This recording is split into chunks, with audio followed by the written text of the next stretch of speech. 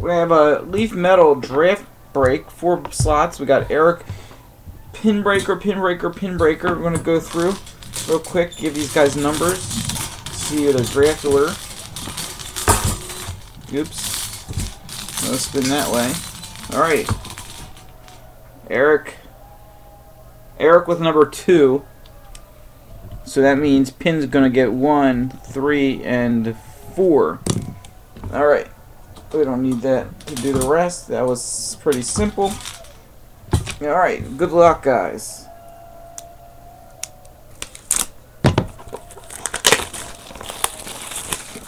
This is for Eric and Pinbreaker.